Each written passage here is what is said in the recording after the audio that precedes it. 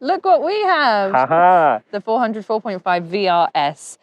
We're going to put this through its paces on the Z9 today, along with the TC 1.4, and tell you what we think of it. Yeah, great idea, Becky. Let's do that. Let's do it.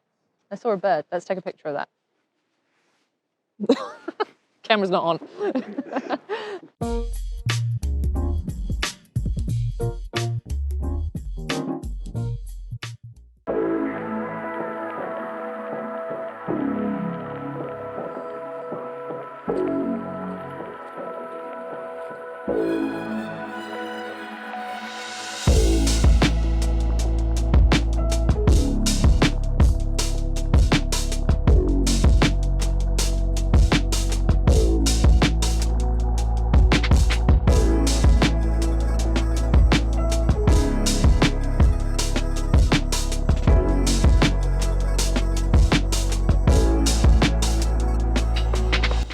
Okay, I just found a robin.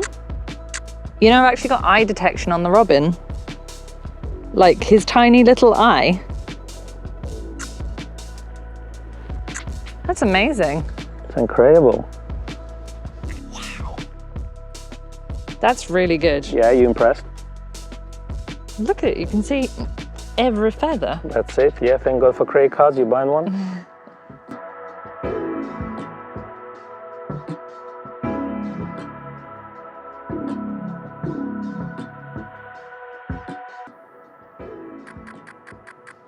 Tell me your thoughts so far.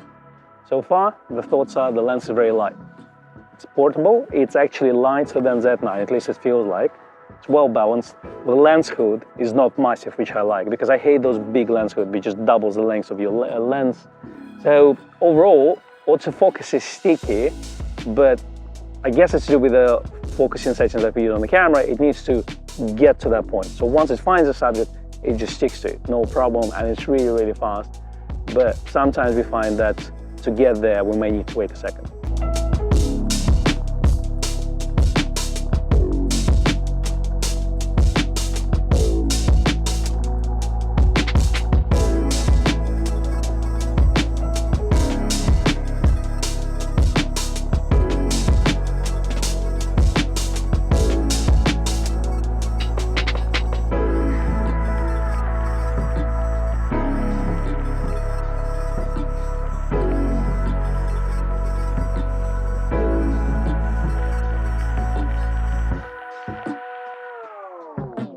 So Becky does the thing that she does best. She's photographing some flowers and mushrooms. Just mushroom. That's what you buy a lone exotic lens for. Yeah.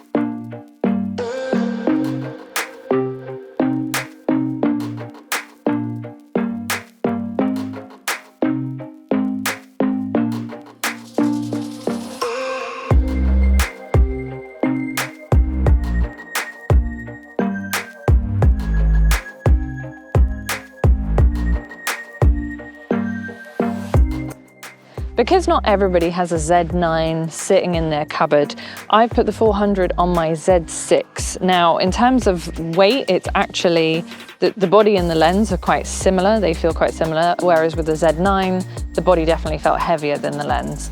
But the question is going to be whether or not I notice a significant difference in focusing speed over the Z9 with my trusty Z6. Let's see.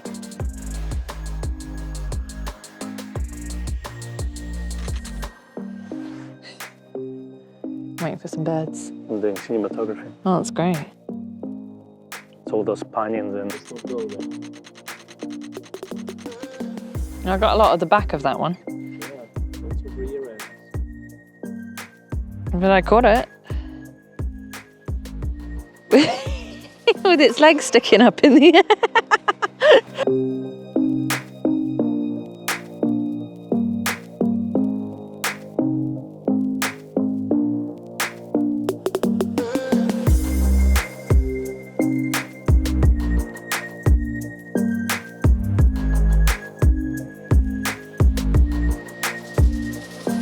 So we've tested the 400 both with and without teleconverter on the Z6 now, and I will say that the TC 1.4 slows down the focusing a bit. Yeah, on Z6, not the Z9 though. So if you're with Z9, you should be fine using 1.4. It's not going to be massively noticeable. Now, in terms of image quality, did you find any difference between lens on its own and the lens with the teleconverter? I've used the TC 1.4 quite a lot with the 100 to 400, with the 70 to 200, now with the 400 4.5. Of the two converters, I definitely prefer this one.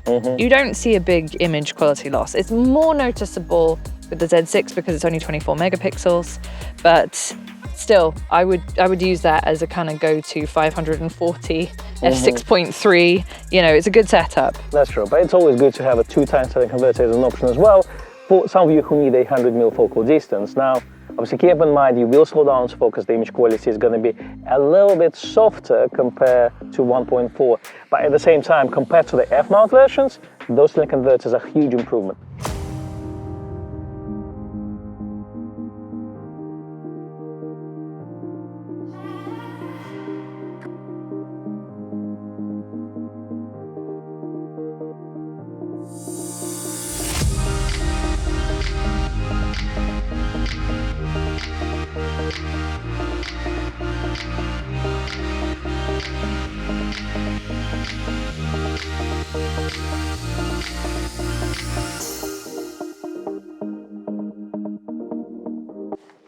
Now let's talk about technique. I think for this type of shoot, it's always good to have autofocus limiter because you don't want your lens to go through close focusing distance to infinity. So what this lens does is actually 6 meters to infinity setting, and if you're photographing subjects quite far away, this will help your autofocus to kind of cycle through the distance a bit less because the whole range is a bit shorter. That's right. You've also got lens function buttons, which are well worth employing. These buttons have become a kind of customary design feature on these longer telephotos, and if you are doing a lot of wildlife photography, then they're well worth taking advantage of.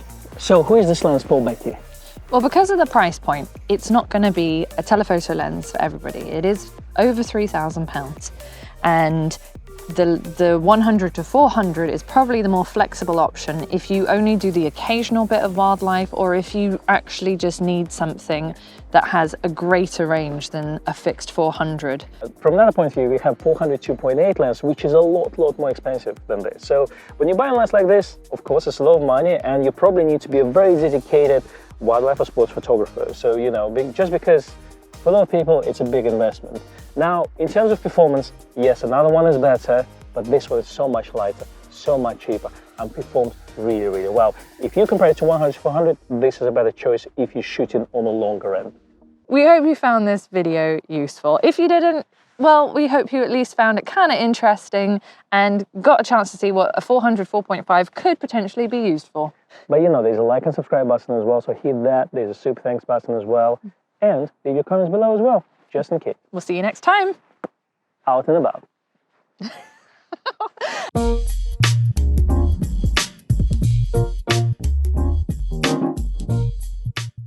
Well. So there's a term cat lady and there's a term bird lady. Bird lady. I'm allowed to talk to the birds if I want to, honest. It's not strange. It's not as strange as he's making it out to be. You're gonna write a book from the view of a swan. Something like that. And it's gonna be a fantasy fiction for teenagers. With a bit of spice in it. That sounds really weird. And we'll see you in the nature, out, wild, something. Cool. We will see you out and about next time on the next video. Will we though? We won't see you. You'll see us. You'll see us. You will be hiding in the bushes. Should we do that again? Yeah. Okay.